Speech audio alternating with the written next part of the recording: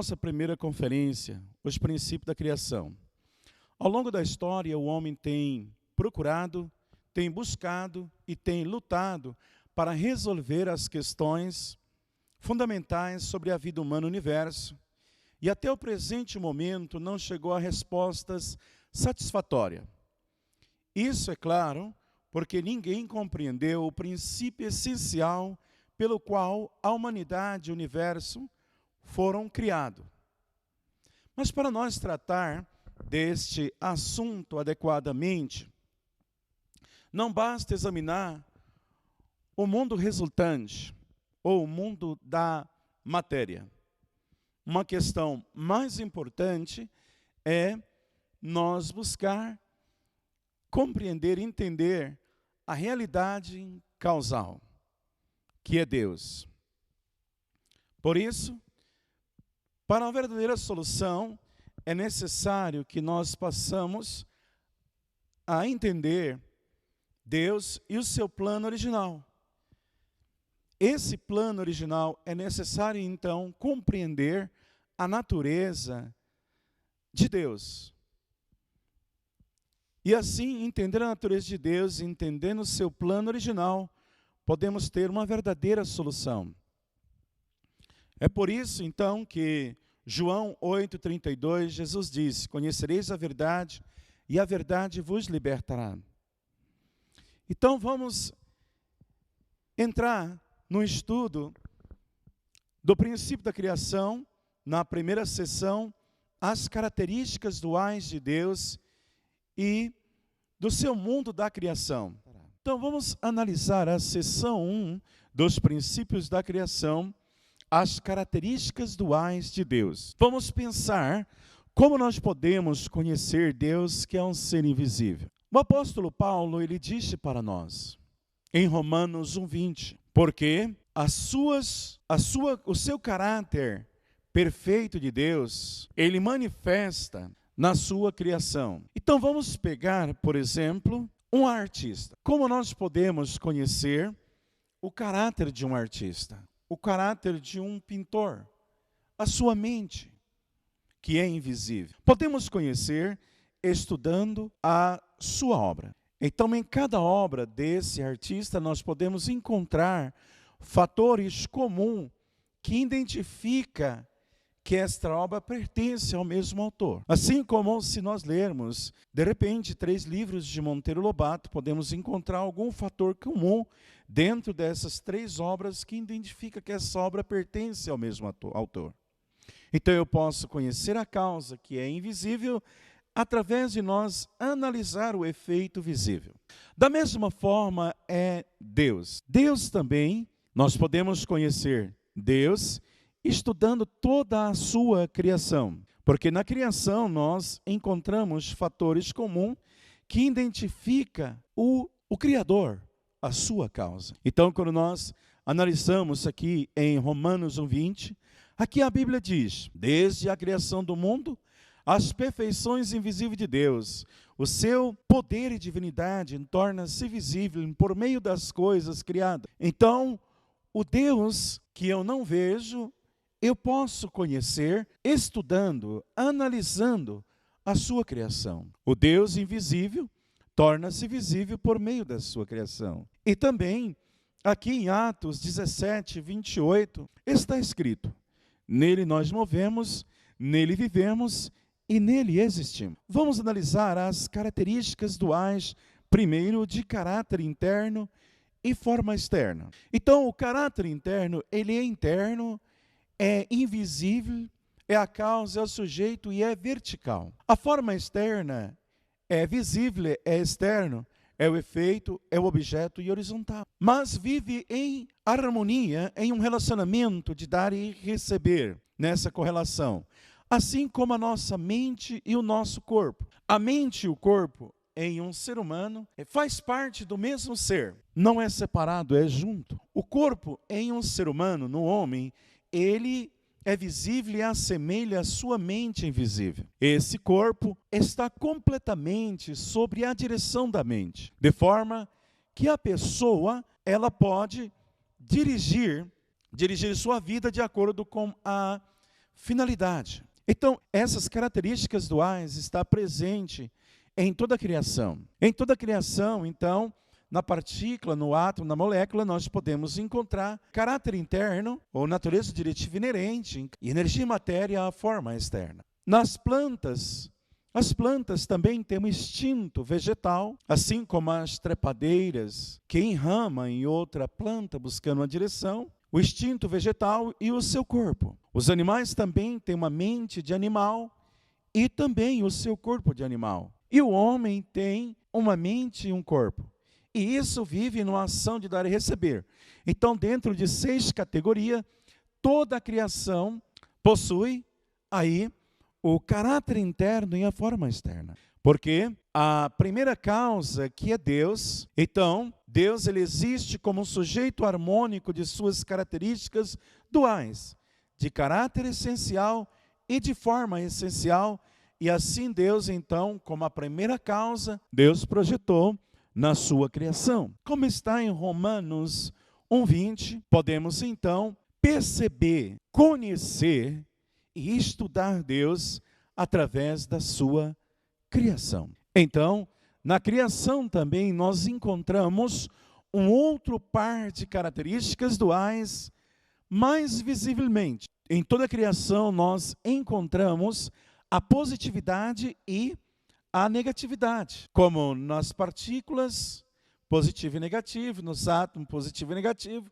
nas moléculas, positividade e negatividade, assim também nas plantas, o estame e o pistilo, assim também nos animais, o macho e a fêmea, que multiplica e reproduz as suas espécies através do relacionamento entre o macho e a fêmea, e assim também o homem para formar a família, um masculino e um feminino. Então, em Gênesis 1:27, e Deus criou o homem à sua imagem e semelhança, e a imagem de Deus criou macho e fêmea. Então, a criação de Deus, toda a criação, aí composta por positividade e negatividade, que são pares complementares, um para completar o outro. Então, quando nós analisamos, por quê? Deus também, que é o sujeito harmônico de suas características duais, de positividade e negatividade. Então, Deus, que é a primeira causa, que tem positividade e negatividade, esse sujeito harmônico, projetou também em sua criação a essencialidade de Deus, as características duais de Deus, ele projeta na sua criação como positividade e negatividade. Então, o versículo bíblico de Gênesis 1:27, a Bíblia está comprovando para nós que Deus criou o homem à sua imagem, e a imagem de Deus criou macho e fêmea. Então, quando nós observamos toda a criação, desde os minerais, plantas, animais, até o homem, vivia em pares. Como nós podemos observar mais? Deus ele é um sujeito harmônico formado das características duais de um caráter essencial e de uma forma essencial. Ele existe e possui estas qualidades. Deus é um sujeito harmônico formado das características duais de masculinidade e feminilidade. Deus, nele, existe primeiro, essa primeira parte representa o seu caráter essencial, o caráter interno e a forma externa, e a segunda parte representa a sua forma essencial, ou seja, positividade e negatividade. Deus, em relação à criação total, ele é um sujeito masculino, representando o seu caráter interno. Ou seja, Deus, então, possui caráter interno e forma externa, positividade e negatividade. Então, em relação à criação total, Deus, ele é esse sujeito masculino, esse caráter interno, e o restante da criação é o objeto feminino de Deus e a forma externa. Então, nós podemos continuar analisando Deus aqui. Deus é a origem de coração e amor. E a Bíblia fala isso para nós em João 3,16. Porque Deus tanto amou ao mundo, então Deus é amor, que deu a ele o seu Filho unigênito, para que todo aquele que nele crer não pereça, mas tenha a vida eterna. Ele é amor. Deus é a origem da verdade, da beleza e do bem. Deus é a origem da verdade, da beleza e do bem, como está aqui em Salmo 119, 160. A verdade é a essência da tua palavra. Deus é a origem da palavra. No princípio era o verbo estava com Deus. Ele é a origem da palavra, é a essência da palavra. E também em Gênesis 1:4, Deus criou, toda vez que Deus terminava uma obra da sua criação, ele via que aquilo era bom, então ele criou para ser bom.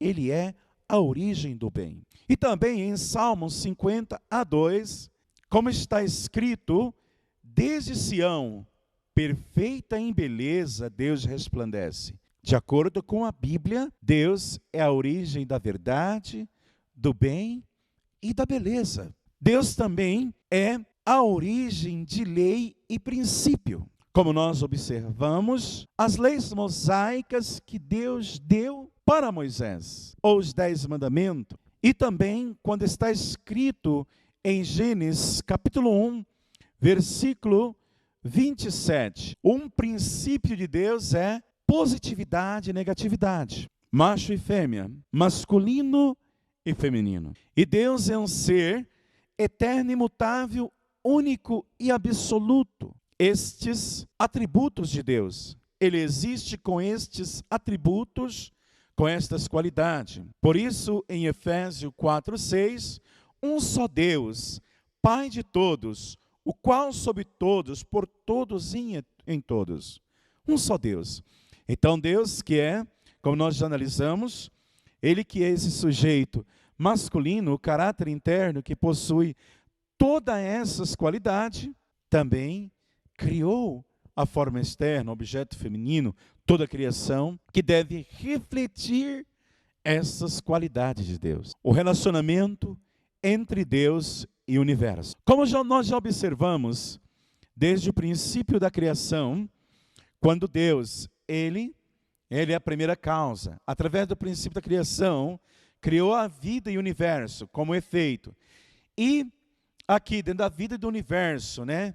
Ou seja, dentro de 6 categorias, todas as características duais. Então, qualquer criação, ela é um objeto substancial de Deus. E essa criação, que é um objeto substancial de Deus, é formada e manifesta todas as características duais de Deus, né? Do Deus que é o invisível, é o sujeito. A sua criação reflete essas características duais. Então, dentro desse relacionamento de Deus com a criação, nós podemos perceber que todo objeto substancial é chamado de encarnação de verdade individual. Então, Deus que tem positividade e negatividade, que tem um caráter interno, uma forma externa, e através do princípio da criação, criou o homem com um caráter interno e uma forma externa, ou seja, uma mente e um corpo, com masculino e feminino. Então, o homem é o objeto substancial de Deus em imagem, como está em Gênesis 1:27.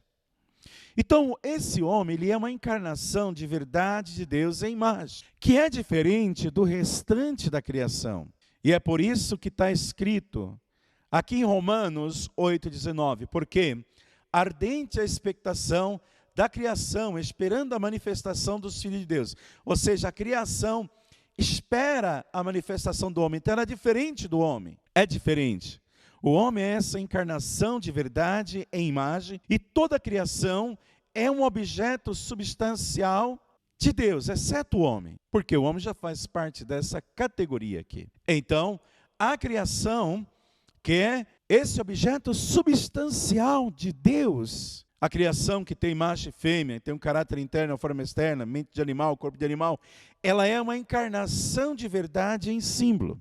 Veja que o homem é diferente, e o homem, ele manifesta a natureza divina, ele tem, Deus projeta isso no homem, como está em 1 Coríntios 11:7. O homem é a imagem e glória de Deus. João 1, do 1 ao 3. No princípio era o verbo, e o verbo estava com Deus, e o verbo era Deus, e ele estava no princípio com Deus. Todas as coisas que foram feitas por ele.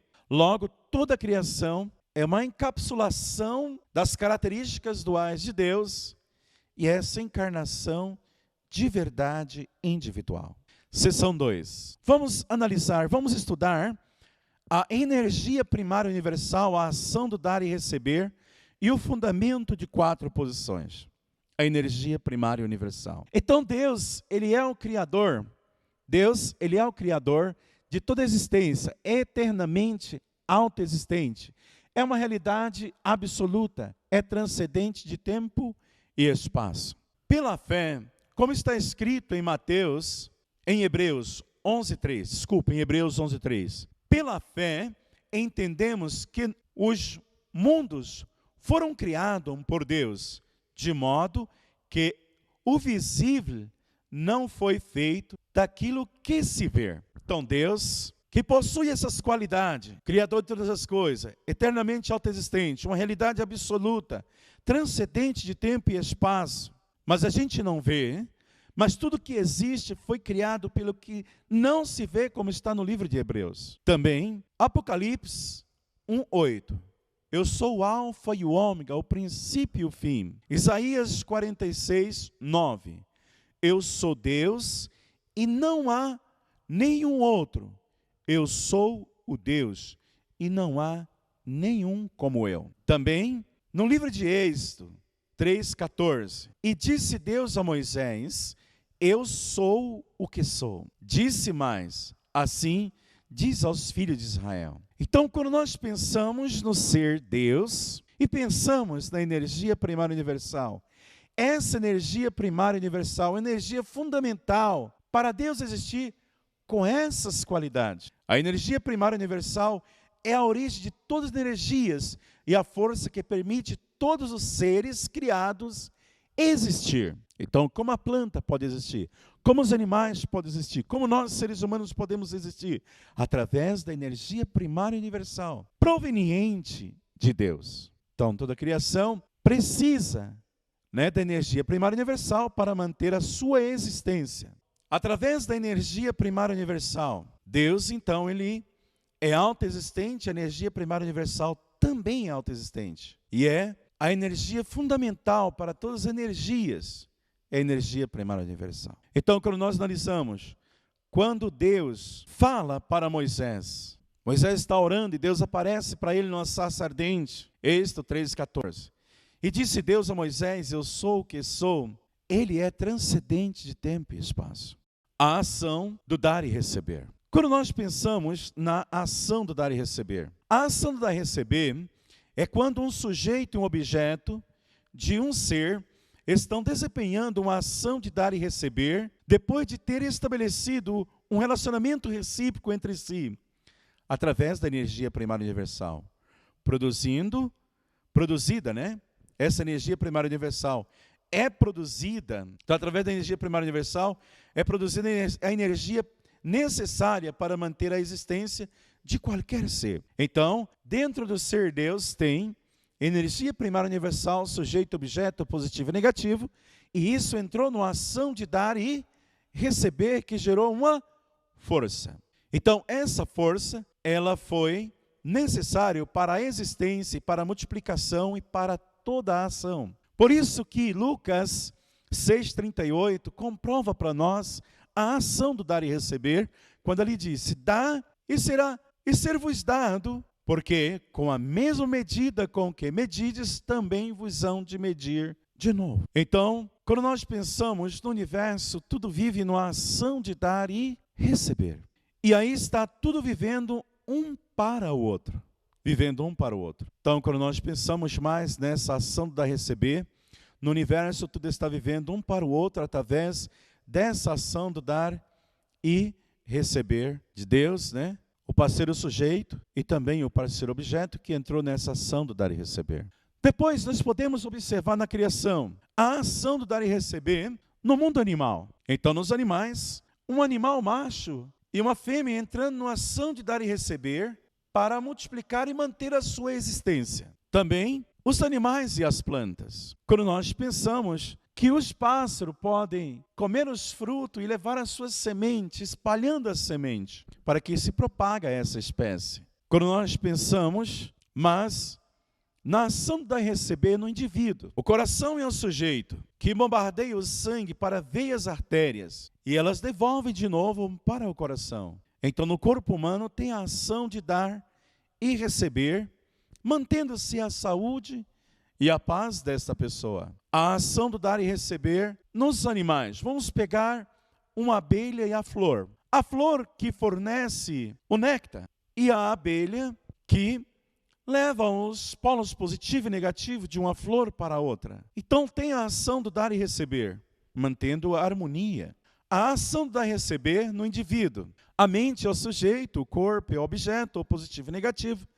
Numa ação de dar e receber, para que esse indivíduo possa atingir a sua paz, cumprir a finalidade da sua existência. A ação do dar e receber no casal, que é as duas partes separadas de Deus, como masculino e feminino. Então, dentro da família, o esposo e a esposa, numa ação de dar e receber, mantendo a harmonia do lar. A ação de dar e receber na sociedade, entre indivíduos, nessa ação de dar e receber dentro da sociedade, servindo, dando amor, cooperando, trazendo a paz. A ação de dar e receber também entre as nações, que coopera, umas comprando com a outra, interagindo, buscando a paz. E também nós podemos perceber a ação do dar e receber no sistema solar. O Sol como sujeito e os planetas como objeto, que recebe a luz do Sol e estão girando um em torno do outro. Mas eles não se chocam, então estão vivendo na ação do dar e receber. E nós podemos perceber quando Adão e Eva deveriam manter a relação, a ação de dar e receber com Deus. Quando eles pecaram, romperam a ação de dar e receber com Deus. O homem se tornou pecador, assim, né? Por isso Jesus, ele veio como mediador para reconectar o homem de volta a Deus. Reconectar o homem de volta a Deus. Por isso que Jesus disse, ninguém vai ao Pai, senão por mim, eu sou o caminho, a verdade e a vida. Por isso, sem o homem despertar a sua força da consciência, a providência de Deus não poderia ser conectada. Mas porque o homem ainda tem a consciência, é possível a restauração da humanidade. Nós podemos ver versículos bíblicos que falam da ação do dar e receber. Aqui em Mateus 7,12, não julgueis para não ser julgado, porque com o mesmo juiz com que julgares serão julgados, e com a mesma medida com que medides serão medidos a vós. Mateus 10:32. Portanto, qualquer um que me confessar diante dos homens, eu confessarei diante do meu Pai, que estás no céu. Mateus 10:40. Quem receber um profeta em qualidade de profeta, receberá galardão de profeta, e quem receber um justo na qualidade de justo, receberá um galardão de justo. Mateus 10:42. E qualquer um que tiver dado, só que seja um copo de água fria, a um destes pequeno, em nome de discípulo, em verdade vos digo, que de modo algum perderá o seu galardão. Mateus 20:28. O Filho do Homem não veio para ser servido, mas para servir, e para dar a sua vida em resgate a muitos. Mateus 7:8. Porque aquele que pede recebe, o que busca encontra, e o que bate se abre. Mateus 7:12. Portanto, tudo o que quereis que os homens vos façam, fazei-lhes também, porque esta é a lei e os profetas. Então a Bíblia está falando para nós da ação do dar e receber. Está bem presente na Bíblia. O fundamento de 4 posições, as 3 finalidades objetivas, através da ação de origem, divisão e união. Então, no princípio, Deus, que é a origem, e da origem de Deus, através da energia primária universal, as essencialidades duais de Deus entram em ação de dar e receber, pela formação de um relacionamento recíproco. A força de dar e receber causa a multiplicação.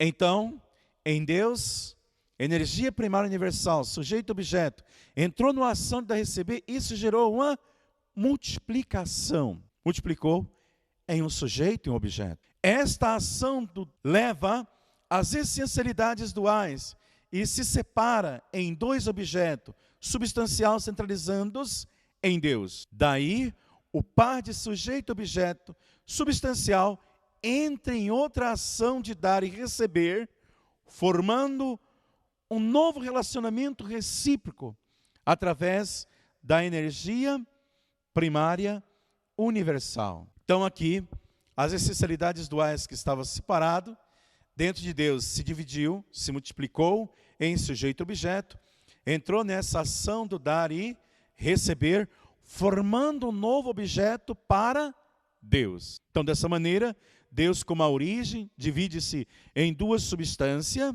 separadas de sujeito-objeto, que depois, novamente, essas duas entram nessa ação de receber, formando esse novo corpo unificado. Então, logo aqui nós temos a ação da origem, a origem que é Deus, multiplicou-se em sujeito-objeto, Deus que tem energia primária universal, sujeito-objeto dentro do seu ser, que dividiu, esses dois entrou numa ação aqui de dar e receber, formando um novo corpo unificado. Então, formando aí o fundamento de quatro posições, a origem, o ser sujeito, o ser objeto e a união.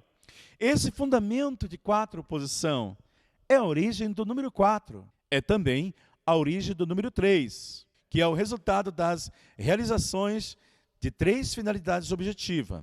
É também a origem dos 3 estágios distintos, dentro do fundamento de 4 posições, os 3 estágios, a origem, o estágio da origem, o estágio de sujeito-objeto, ou de esposa, e depois o estágio da união, dos pais e os filhos. E também a origem do número 12, porque cada uma das 4 posições toma-se 3 objetos. Então Deus tem 3 objetos abaixo dele, o homem também pode ter 3, a mulher também pode ter 3 e o filho também 3. Assim, 4 vezes 3, 12.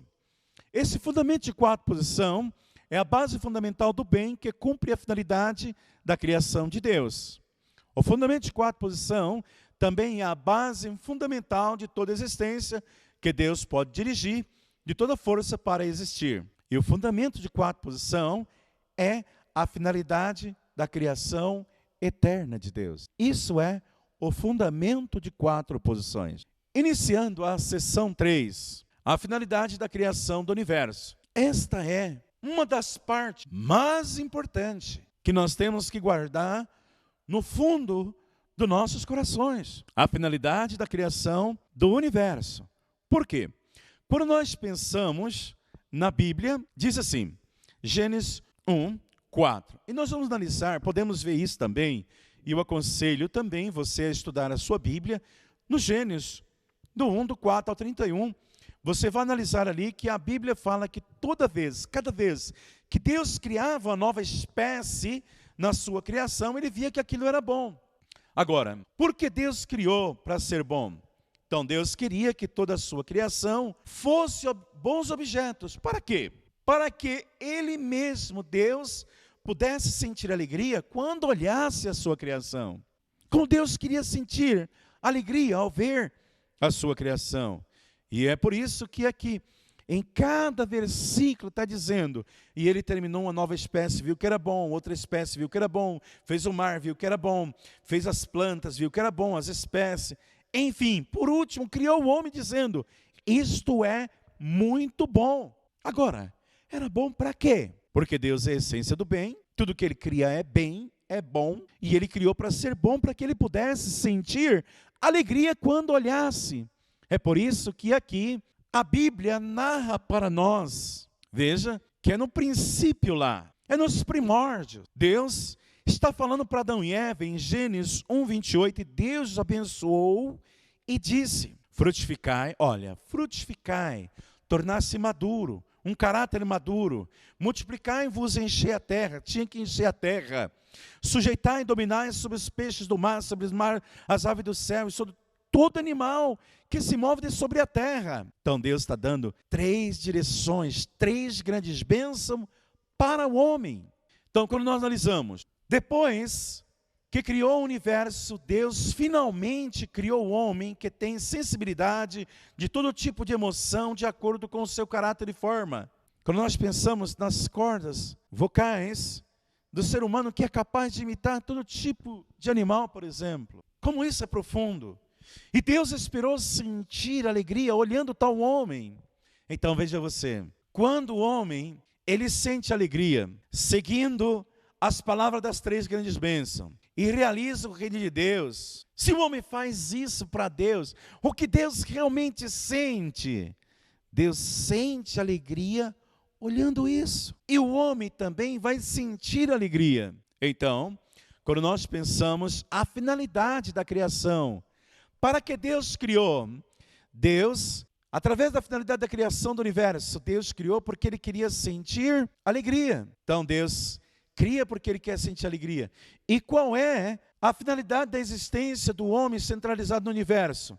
É justamente devolver alegria para Deus. Então Deus quer sentir alegria, o homem tem que devolver alegria para Deus. E eu pego aqui, dou um exemplo, por exemplo. Pega um cantor famoso, coloca ele numa ilha despovoada, sem ter ninguém para escutar, e manda ele cantar no máximo da sua voz. Ele vai cantar 1 hora, 2 horas, 3 horas, vai se cansar, porque não tem com quem compartilhar, não tem com quem entrar em ação de receber. Mas se tiver 50 mil pessoas, aí sim ele vai ter com quem ter ação de receber, vai ficar, sentir feliz. Deus também é o ser de todo amor, mas você não tem o seu objeto de amor. Então o homem é objeto de amor para Deus. Quando nós pensamos aqui em Romanos, dele e por ele, e para ele são todas as coisas. Então tudo que Deus fez foi para dar alegria, para ele sentir alegria. 1 Coríntios 10, 31. Assim quer vocês coma, quer beba, quer faça qualquer outra coisa, faça tudo para a glória de Deus. Então o homem e o universo existe para a alegria de Deus. Analisando um pouco mais, o objeto do bem para a alegria de Deus. Então, como se pode produzir esta alegria através de um objeto do bem? Vejamos que Deus, que criou para sentir alegria, como Ele pode sentir alegria? Através de sua criação. Nós observamos que o sujeito, sente alegria através do objeto. O sujeito que tem caráter interno e forma externa, quer sentir caráter interno e forma externa, estimulação através do seu objeto, assim como o artista vai pintar uma obra de arte. Mas se ele tem só uma ideia, ele não pode sentir o caráter e forma ainda. Mas quando ele materializa a sua pintura, a estimulação através dessa pintura, porque essa pintura reflete o caráter interno e a forma externa do artista, assim como a criação reflete o caráter interno e a forma externa de Deus, tem que estar na ação de receber. Então Deus desejou realizar o mundo ideal através de Adão e Eva e esperou sentir alegria. Para o homem dar alegria para Deus, o homem tem que realizar o que está em Gênesis capítulo 1, versículo 28. E no versículo 28, o primeiro ponto de Deus para o homem é frutificai. E o que consiste o frutificai? O que isso realmente significa? Vou lhe dizer agora. O que realmente significa, veja você, o homem que tem uma mente, que é o caráter interno, o sujeito, o positivo do corpo. Essa mente, a consciência centralizada em Deus, e esse corpo que é o objeto, o negativo, a forma externa, essa mente leva esse corpo a estar centralizado em Deus, e essa mente, esse corpo entra na ação de receber.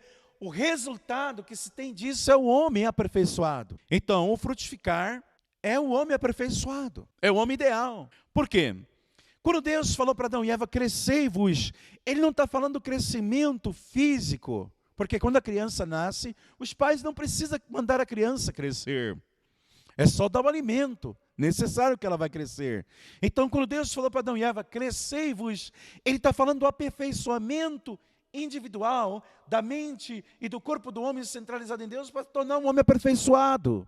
E o homem foi criado para ser perfeito. De acordo com Mateus 5:48, sim, ali a palavra de Deus disse, sede-vos perfeito, como é perfeito vosso Pai que estás no céu. Então o homem aperfeiçoado, ele torna-se o templo de Deus, como está em 1 Coríntios 3,16, ali diz, não sabeis vós que sois o templo de Deus e que o Espírito de Deus habita em vós? Então o homem aperfeiçoado, é o templo de Deus.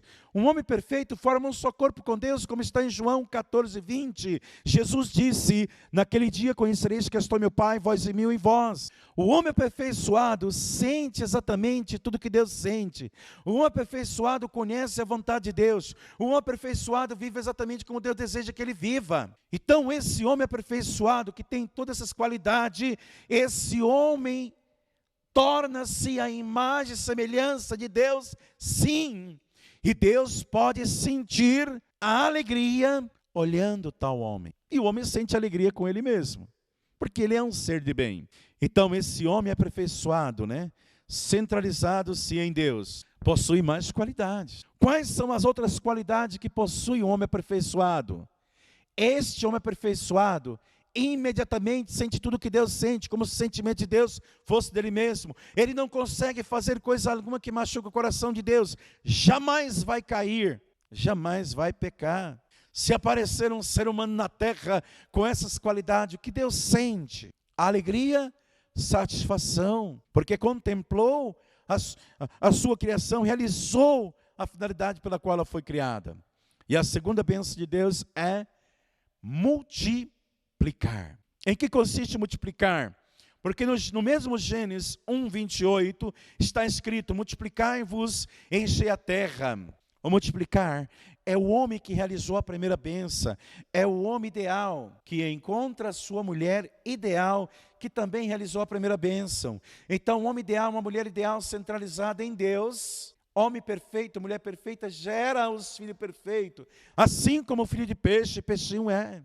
E esta família ideal que experimenta uma felicidade verdadeira, um relacionamento ideal entre esposa, e pais e filhos, eles podem formar a família verdadeira, porque aqui em Gênesis 1:28, Deus disse para Adão, ou Deus disse: não é bom que o homem esteja só, vou dar-lhe uma companheira que lhe seja semelhante, deixará o homem seu pai e sua mãe para se unir à mulher, e os dois serão uma só carne. Então Deus, ele, tirando a costela do homem, formando a mulher, os dois se tornando uma só carne, unido no amor, um casal ideal, que cria os filhos ideais, formando a família ideal. Eles vão formar uma sociedade ideal, a nação e o mundo ideal para Deus. O que Deus sente ao olhar isso? Só pode sentir alegria.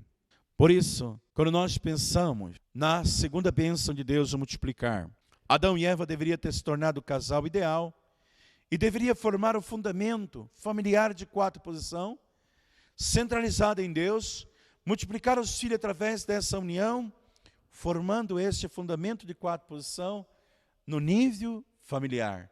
Deus, Adão, Eva e seus filhos. Deus poderia sentir alegria através dessa família, da sociedade que ia surgir deles, da nação que eles iam formar e do mundo que eles iam formar.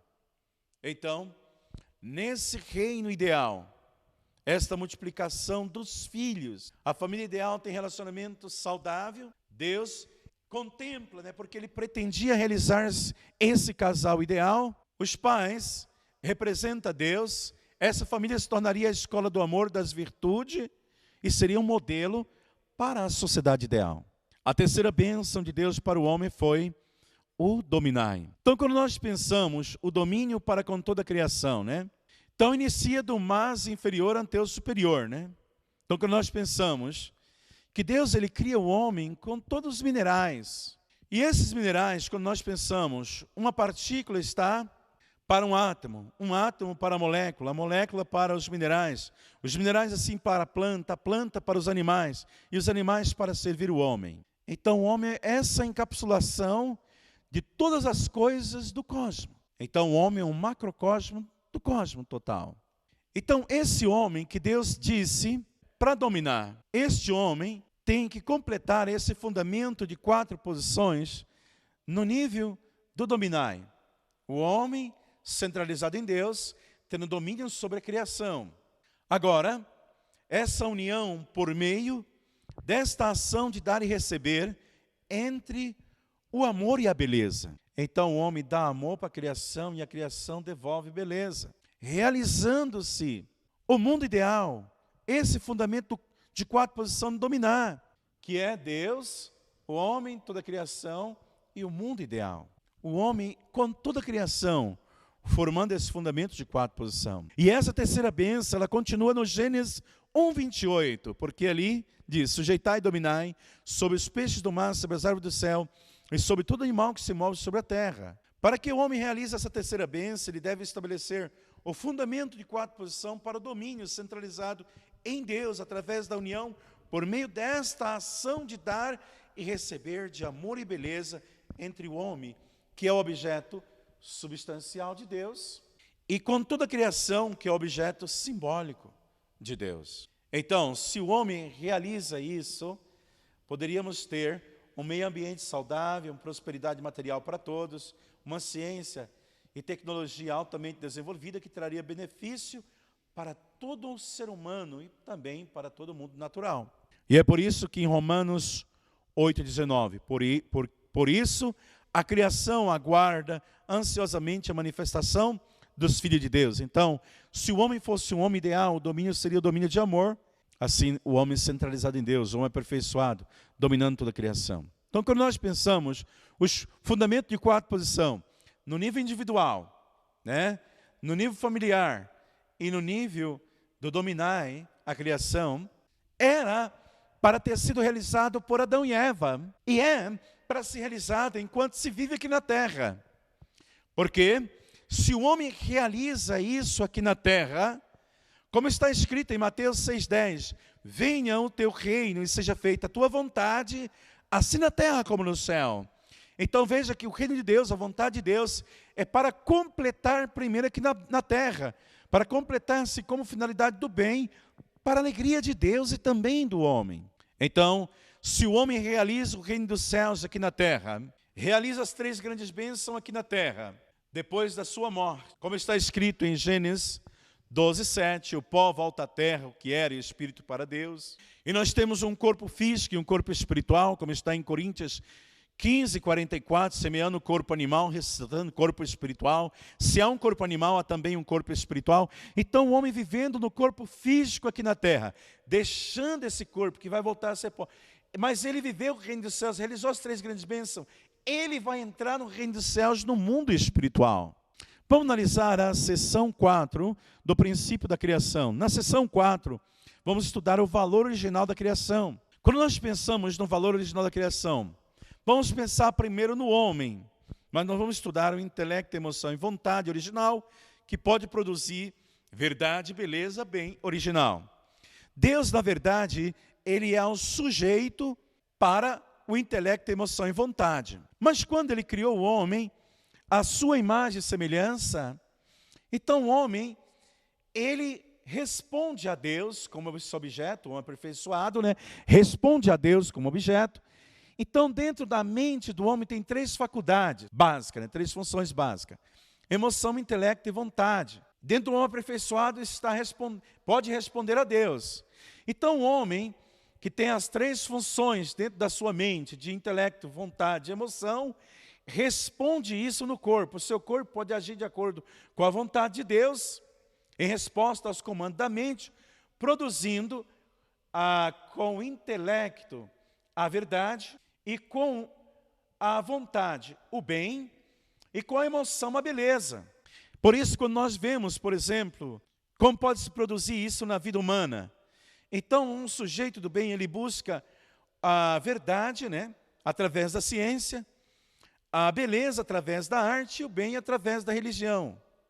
Assim, com a sua conduta, o corpo do homem respondendo a essa mente que responde a Deus. Então o corpo agindo, né, essa conduta, essa ação do corpo do homem. Analisando mais o amor e a beleza. Quando nós pensamos no amor e a beleza, o princípio divino está dizendo para nós: o amor é uma força emocional dada pelo sujeito ao objeto. Então o amor é essa força emocional que o sujeito dá para o objeto. E esse amor, esse poder do amor, ele é ativo. Quando nós pensamos na questão da beleza, o princípio divino diz: a beleza é uma força emocional dada pelo objeto ao sujeito. Então o sujeito dá amor a essa força, a beleza com essa força emocional devolve, né, para o sujeito. E a beleza, a estimulação da beleza, ela é passiva. Vamos aprofundar um pouco mais. Exemplos de amor e beleza. No relacionamento entre Deus e o homem, Deus é o sujeito do amor. E ele dá amor como um sujeito. Enquanto que o homem responde como objeto de Deus com beleza. Então Deus dá amor e o homem responde com uma beleza. Depois, entre esposo e esposa. O esposo é o sujeito, né? O homem é esse sujeito que dá amor para o seu objeto, para a sua esposa. Enquanto a mulher é o objeto que devolve beleza para o seu esposo. Esse relacionamento é entre esposo e esposa. Depois, no universo como um todo, o homem, ele é o sujeito que dá amor para a criação, e a criação é o objeto que devolve, que responde com beleza para o seu sujeito. Nós analisamos a questão do amor e beleza.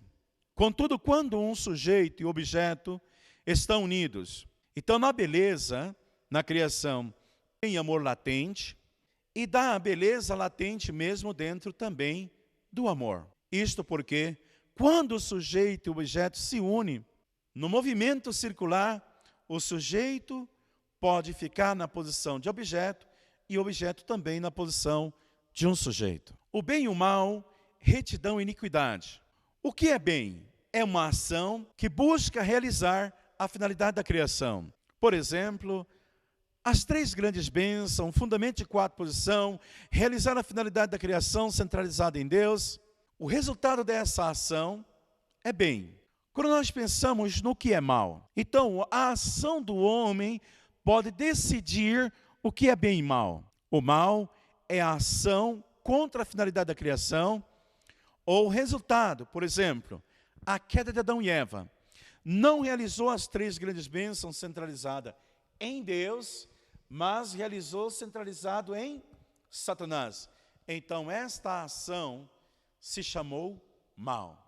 Os elementos na vida que servem para a finalidade do bem e também iniquidade é os elementos na vida que servem à finalidade do mal. Então, retidão é os elementos na vida que servem à finalidade do bem e iniquidade é aquilo que serve o mal, a finalidade do mal. Vou analisar a seção 5, o processo da criação do universo. Por quê? Está registrado na Bíblia, ali em Gênesis 1:5. E Deus acabou no 6º dia a obra que tinha feito e descansou no 7º. Então Deus, de acordo com o relato bíblico, terminou a sua criação em 6 dias. A ciência, por outro lado, fala de 6 eras. Mas eu quero ler esse versículo porque pode elucidar muito bem o que nós estamos falando. 2 Pedro 3:8. Diz assim: há uma coisa caríssima que não deveis ignorar. É que um dia para Deus é como 1000 anos, e 1000 anos é como um dia. A criação do universo pode ser que não foi 6 dias literal de nascer e pôr do sol. Pode ter sido 6 períodos de tempo. A Bíblia coincide com a pesquisa científica que revela a criação de Deus. Então houve um período de tempo para a criação, e não 6 dias literal, então 6 períodos de tempo. Quando nós pensamos que um período de tempo ele é necessário para cada criação, como um corpo individual se aperfeiçoar. E aqui em Gênesis 1:5, e foi a tarde e foi a manhã o primeiro dia. A Bíblia está falando que o dia, ele está começando com a tarde e está terminando na manhã. A gente pensaria que a chegada da manhã estava começando o segundo dia, mas a Bíblia está dizendo que está terminando o primeiro dia na manhã. Então nós temos aqui 2 períodos, tarde e manhã. Mas há um outro período entre a tarde e a manhã, que é a noite. Então o dia está composto por 3 períodos, tarde, manhã e noite. Porque todo ser criado só pode realizar o ideal da criação de Deus na nova manhã, depois de sua perfeição, através da noite, que é o período de crescimento. Então, como a gente vê alguns relatos, né, que tudo cresce à noite. Então, a noite é o período de crescimento. os frutos. Logo, os frutos amadurecem, cai da árvore na nova manhã, as flores desabrocham na manhã. Então está indicando para nós que a manhã é aperfeiçoamento e à tarde, formação. Então nós temos 3 períodos: formação, crescimento e aperfeiçoamento.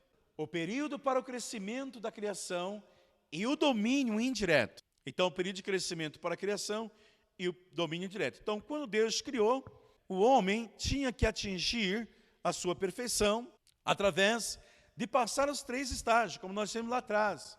O dia tem 3 estágios. Então, tarde formação, noite crescimento e manhã aperfeiçoamento.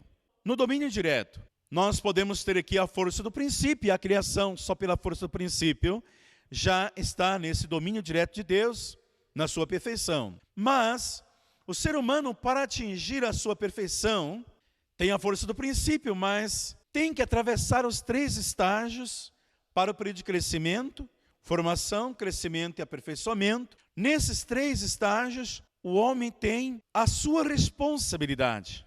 Força do princípio, mais responsabilidade. Então, é por isso que o homem tem que cumprir a sua responsabilidade, saindo do domínio indireto, até que o alto grau de crescimento, o homem está no domínio indireto de Deus.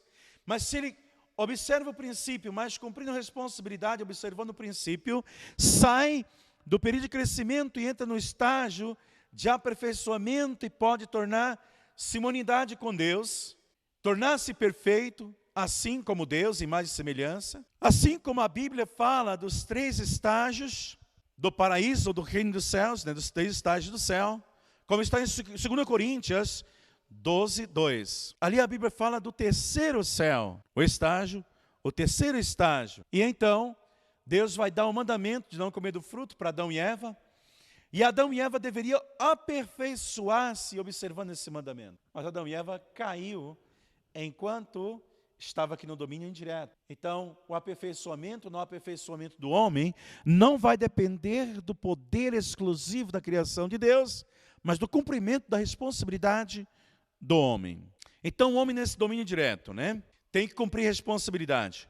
O aperfeiçoamento, não aperfeiçoamento do homem, depende não somente do poder da criação de Deus, mas também da resposta do homem. Deus não interfere na porção de responsabilidade do homem. Deus, ele cria, tem a parte de Deus, os 95%, mas tem a parte do homem para o seu aperfeiçoamento, que é os 5%. Não é um versículo bíblico, mas tem um dito popular que diz: faça tua parte que eu te ajudarei. Então tem parte de Deus, nós vamos colocar 95%. Então essa porção de responsabilidade humana, Romanos 8, do 29 ao 30, aos que predestinou, esses também chamou, aos que chamou, esses também justificou, e aos que justificou, também glorificou. Então o homem, para chegar à sua perfeição, o homem tinha que justificar diante de Deus os seus 5% de responsabilidade enquanto estava no domínio indireto de Deus. Então não comer do fruto, os 5%, cumprir a responsabilidade, é parte do homem e não de Deus. Quem tem que cumprir é o homem.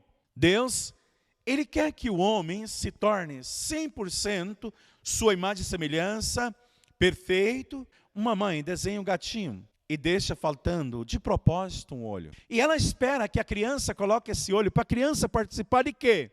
Do desenho. Fazer parte dessa criação. E quando a criança termina, a mãe então elogia: meu filho, nossa, que lindo, você é o máximo. Como Deus gostaria também que o homem tivesse cumprido os seus 5% de responsabilidade. Para o homem fazer parte da sua própria criação, do seu próprio aperfeiçoamento, o período de crescimento e os 3 estágios ordenados. Então Adão e Eva tinham que observar o mandamento de Deus, cumprindo sua responsabilidade, passando os 3 estágios, formação, crescimento e aperfeiçoamento, tornando um co-criador, dominador, semelhante a Deus, filho perfeito de Deus, realizando assim depois, tornando-se a substância. Adão e Eva, aperfeiçoado, torna-se um só corpo com Deus, estabelece o fundamento de 4 posições centralizadas em Deus, em perfeita unidade com o coração de Deus, De acordo com a vontade, Adão centralizado em Deus, fazendo perfeita ação de dar e receber de amor e beleza entre marido e esposa, vivendo uma vida de bem, e assim então, isso se chama-se domínio direto de Deus para com o homem. Adão e Eva, centralizado em Deus, pode então Adão e Eva, aperfeiçoado, tornar-se um só corpo unido com Deus, estabelecer o fundamento de 4 posições centralizado em Deus, tornar perfeito unidade com Deus. Assim nós podemos dar toda a alegria a Deus. Depois o homem então pode dominar toda a criação centralizada em Deus. Centralizado em Deus, o homem aperfeiçoado e o mundo físico como objeto torna-se um só corpo com Deus. Estabelece o fundamento de 4 posições centralizado em Deus, de acordo com a vontade do homem que une completamente com Deus em coração, fazendo perfeita ação de dar e receber de amor e beleza com o mundo natural, com a criação, realizando a finalidade do bem. Isso chama-se domínio direto para com Deus. Vamos então para a seção 6, o mundo substancial invisível e o mundo substancial visível centralizado no homem, o mundo físico e mundo espiritual. Como nós pensamos também, ou já analisamos, que Deus, Ele criou o homem, Deus tem caráter interno e forma externa. Deus tem suas essencialidades duais. Deus criou o homem também com um caráter interno e uma forma externa, ou seja, mente e corpo. Aqui em Gênesis 1:27, formou Deus o homem, a sua imagem e semelhança. Gênesis 2:7. E Deus soprou no nariz do homem o fôlego da vida. Então Deus deu aí, tornou-se o homem alma vivente. Então nosso ser espiritual, ele é uma realidade absoluta. É invisível. Então da mesma forma que nós temos uma mente e um corpo, nós temos então o eu físico e o eu espiritual, que tem 5 sentidos físicos e 5 sentidos espirituais. Com nossos 5 sentidos físicos, nós podemos perceber o mundo físico. Audição, tato, paladar, visão e olfato. Com nossos 5 sentidos espiritual, podemos perceber o mundo espiritual. Lucas 9:30. E eis que 2 varões falavam com ele, Moisés e Elias. Então Jesus comunicou com Moisés e Elias. Jesus está no Monte da Transfiguração orando, e Moisés e Elias aparecem para ele. E ele fala com Moisés e Elias através do quê? Dos 5 sentidos espirituais. E nós temos 5 sentidos físicos. Somente o nosso homem espiritual pode comunicar-se diretamente com Deus. Isso significa que governa o mundo espiritual, inclusive os anjos. Gênesis 3:10. E disse, ouvi a tua voz. Então, Adão ouvia a voz de Deus no jardim, através dos seus 5 sentidos espiritual. Então, essa posição do homem no universo, né, com um corpo físico e um corpo espiritual. Em aparência, o nosso ser espiritual se assemelha ao nosso eu físico, como está escrito, né, semeando o corpo animal, restando o corpo espiritual. Temos 2 corpos, físico e espiritual. Depois de desfazer de nosso ser físico, entraremos no mundo espiritual, onde viveremos por toda a eternidade. O pó volta à terra, o espírito vai para Deus. Eclesiásticos 12:7. Essa posição do homem no universo, com um corpo físico e um corpo espiritual. Por isso o homem foi criado para ser um dominador, mediador, encapsulação de todo o cosmos. Este relacionamento, né, essa estrutura do eu físico e do eu espiritual, relacionamento entre o eu físico e o eu espiritual. Então, o meu eu físico, ele precisa de 2 energias positivas, o ar e a luz do sol, que vem gratuitamente de Deus. É indispensável, é necessário para o meu eu físico, Mas o meu eu físico precisa de energias negativas, nutrimentos visíveis, que são todos alimentos, todos os elementos materiais, como água e comida. Aqui vem gratuitamente de Deus, aqui tem que ter um esforço físico. O meu eu espiritual também precisa de energias positivas espirituais, provenientes de Deus, que é o amor e as palavras de Deus. É indispensável e também vem gratuitamente de Deus para nós, os elementos de vida. Mas o meu eu espiritual também precisa de energias negativas, provenientes do nosso eu físico. Assim como eu tenho que esforçar para ter a comida e a água, eu tenho que esforçar para produzir o elemento de vitalidade, que é a energia negativa, que é proveniente do meu corpo físico. que são todas as ações, todas as palavras, toda a conduta do meu eu físico, determina o elemento de vitalidade que o meu eu físico manda para o meu eu espiritual. Então, esse elemento de vitalidade do meu eu físico para o meu eu espiritual, através das ações físicas, o meu eu espiritual devolve o elemento espiritual para o meu eu físico. Então, entre o meu eu espiritual e o meu eu físico, entre o homem espiritual e o homem físico, tem uma relação de dar e receber, assim como a causa e o efeito. Analisando mais entre eu físico e eu espiritual, né? O significado e a importância do homem espiritual.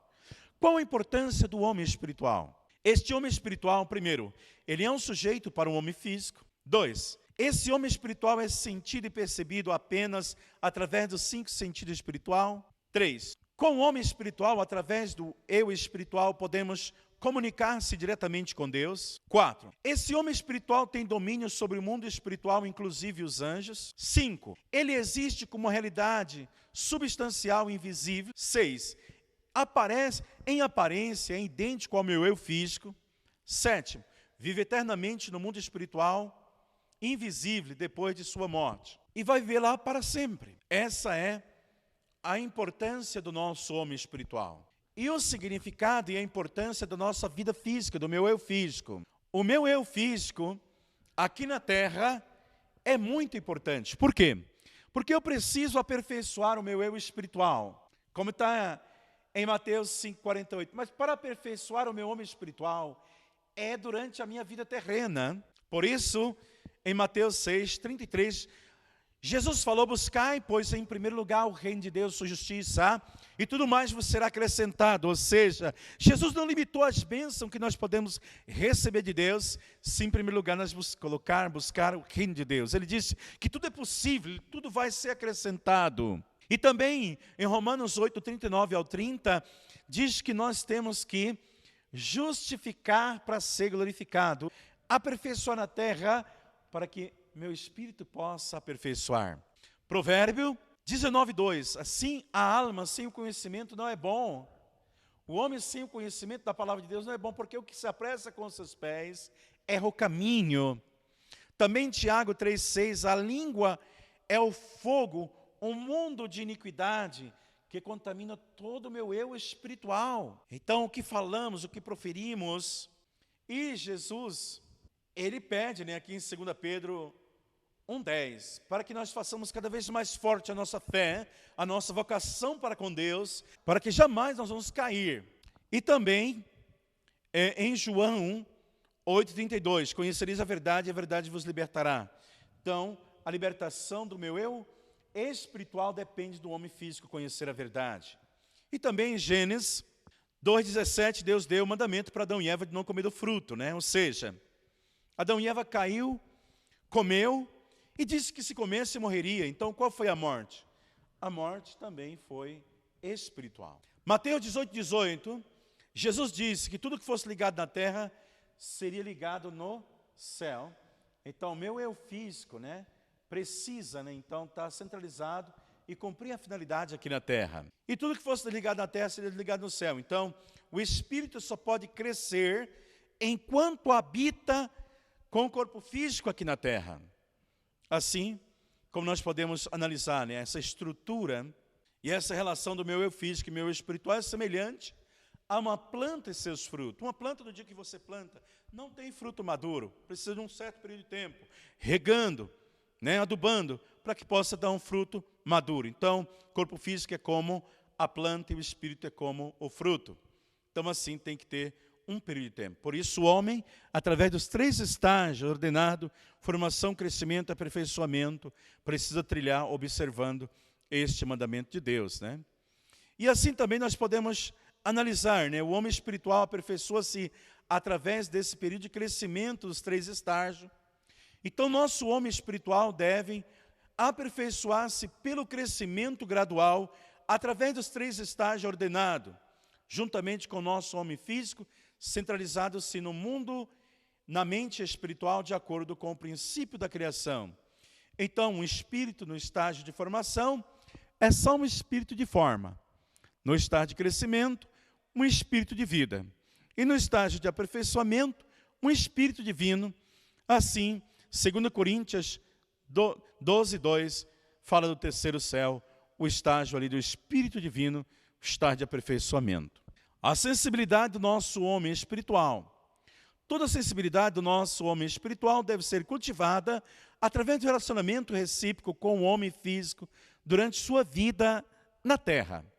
Então, a minha vida na terra é tão importante porque vai cultivar essa sensibilidade do nosso homem espiritual.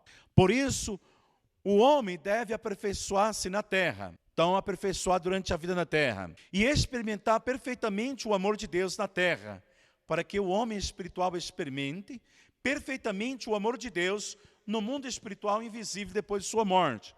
Então, eu tenho que ter uma vivência de viver o reino dos céus aqui na terra, experimentar este amor de Deus aqui na terra, para que eu possa experimentar o amor de Deus lá no mundo espiritual. Assim, o caráter e a qualidade do homem espiritual são formados durante nossa vida aqui na terra. Então, quando nós pensamos no pecado e a redenção, essa qualidade do homem espiritual tem que ser formada na terra. O agravamento do mal no espírito de um homem decaído é devido à sua conduta pecaminosa durante a vida dele aqui na terra. Então, a vida de pecado vai produzir um espírito defeituoso. O melhoramento do homem, ou seja, a redenção, o melhoramento do homem espiritual decaído se origina apenas através da redenção dos seus pecados durante sua vida aqui na terra. Então, o meu espírito só pode melhorar se eu melhoro a minha vida aqui na terra.